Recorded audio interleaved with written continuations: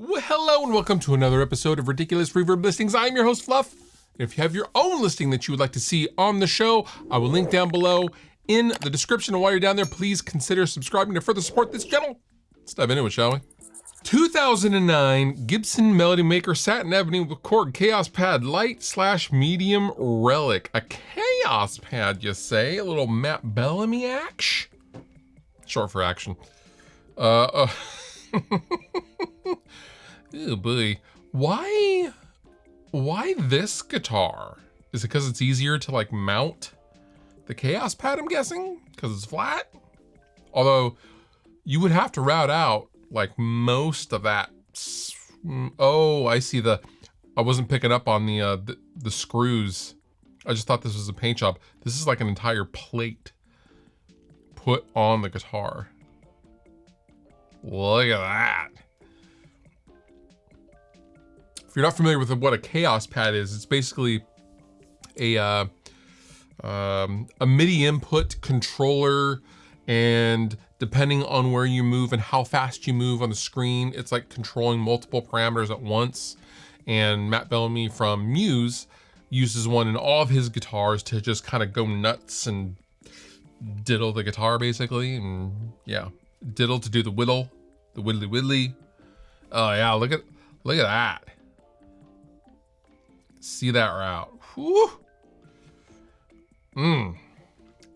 Chaos Pad is fun.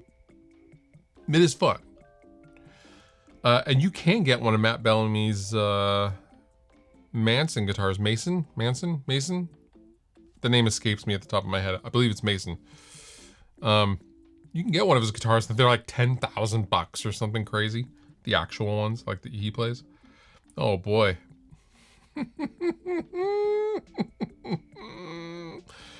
Oh God. I mean, I bet this thing is a good time. Boy, it is relic.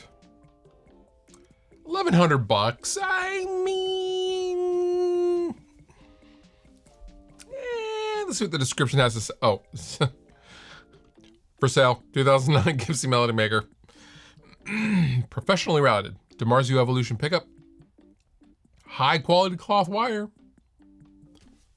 Say no more. Cloth wire. I'll take it. I was gonna say if it was PVC covered. Cloth though, I'm in. Fully set up and plays excellently. Neck is straight. Frets are full of life. Action is low and smooth. Okay. That's a fresh set of batteries because the whole thing is still battery powered. That is a pretty ridiculous guitar, I will say. $1,100 could be yours. That's a sick. Fender American Standard Telecaster Custom 1988 Cindy Crawford. Paint job pink with a hard case. Cindy Crawford paint job, not Cindy Crawford paint job pink. What was it with dudes in the 80s that are like, you would be sick on this guitar? A chick. I mean, I get it. It was the 80s, but like whenever I get a guitar, I always kind of try to picture like, okay, in 5 years, is that still gonna be cool and acceptable in a family setting? What if you have children? Daddy, who's that? That doesn't look like mommy. Which is why it's on sale on Reverb. Mommy said you have to get rid of it. I mean, if you're gonna paint anyone on a guitar, I guess Cindy Crawford isn't the worst choice on the planet. For those kids that are watching, Cindy Crawford was like.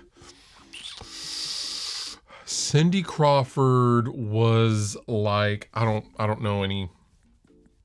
She was a very, very famous supermodel back in the day, like Sports Illustrated and Gucci model and the Guess jeans. When I was a kid, Cindy Crawford. Now her kids are probably, I think at least her daughter's like her own like model now and stuff. Looks just like her. It's pretty weird. Pink telly. The telly itself is pretty sick. I do love me a good telly. It's from the 80s. It's been played, although it appears to be in pretty good condition. $2,400. 1988 Fender Telecaster Pink, one-of-a-kind paint job. Cindy Crawford, comes with hard shell case, 7 pounds, 11 ounces.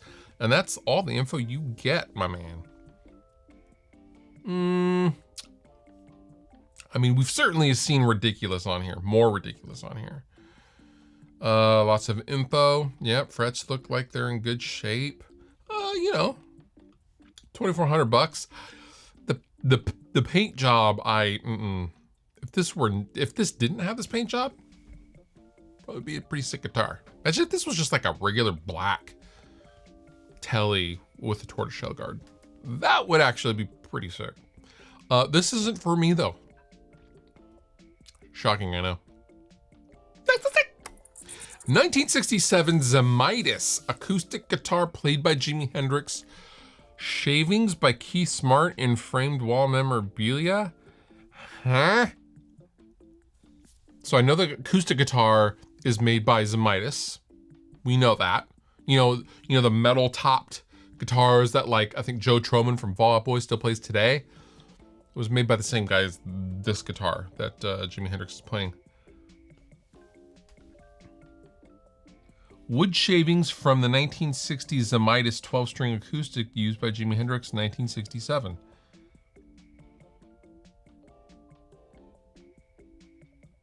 I donated some of the boat project. They made a sailing boat out of 1,000 donated bits of wood.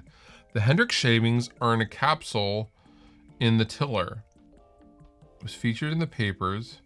I run the Zemaitis Guitar Owners Club. A luthier friend of mine worked on the Hendrix Zemaitis acoustic.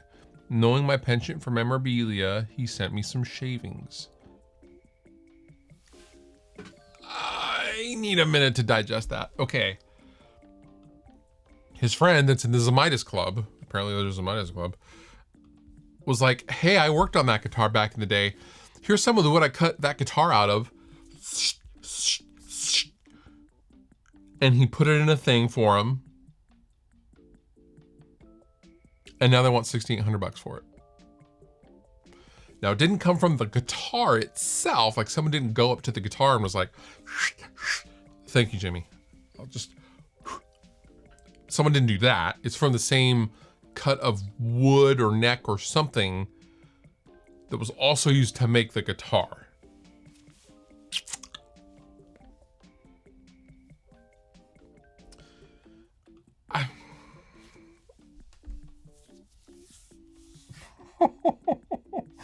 Who would buy that? You know what? Buy whatever you want.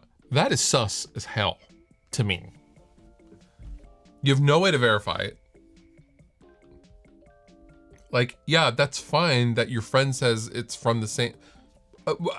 what? That was 53 years ago. Like, I don't know that dude from anybody. He says he made the guitar. Like, yeah, okay, well, even if he did, like... No, bro. $6,800. Let's make him an offer. Let's make it an offer. 2,000? Oh, we can just submit an offer. No. Let's do... Yeah, that's, yeah, that's better. $20. I'm not gonna submit that. $400 shipping? Bruh, that is ridiculous. That's like ESP Heat Whore Gundam guitar. Now this item is sold. You guys can't buy it, I'm sorry. What is this? Is this supposed to be an axe guitar? Look, what? How would you? Boy, I bet that sounds great with the pickup right up near the neck. Is this a NAM piece? I'm assuming it has to be a NAM piece. Oh boy. Oh boy. A bolt-on neck? No way. There's no way.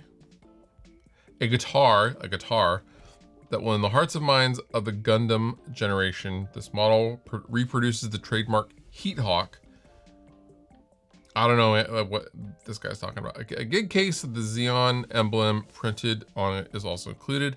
Whilst it functions as a normal guitar, it has a single humbucker and more of a neck position. Everything as should and is in great shape. Okay. That is ridiculous. This seems to be a genre specific kind of a thing. I don't get it. I don't know. Don't know what it is. That is certainly a ridiculous guitar. Look good on a, you know, bar wall or something like that though, maybe, yeah. Yeah. That's the thing.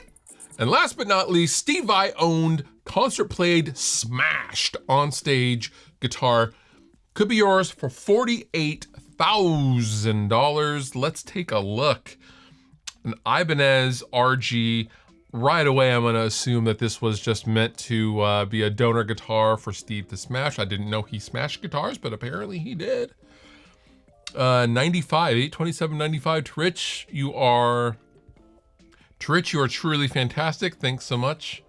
Much love, Steve.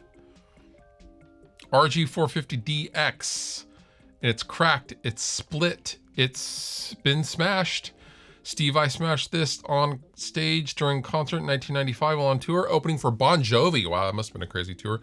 Bought from one of his road crew of at least 10 years, Richard Pike. Okay, so the road crew had it, then sold it, and now this guy wants $48,000. No, wow. Is there anybody that is like that much of a Steve Vai nut to pay 48 grand for this kind of guitar? It's a cool guitar, for sure. I would love to find video of Steve smash. Maybe I'll go watch some Steve smash guitars videos after I'm done with this. But this is certainly ridiculous. And that does it for this episode of Ridiculous Reverb Listings. If you'd like to see your own listing on the show, I will link down below in the description. And with that, you've been wonderful. I've been Fluff. Thank you so much for watching. I'll see you next time.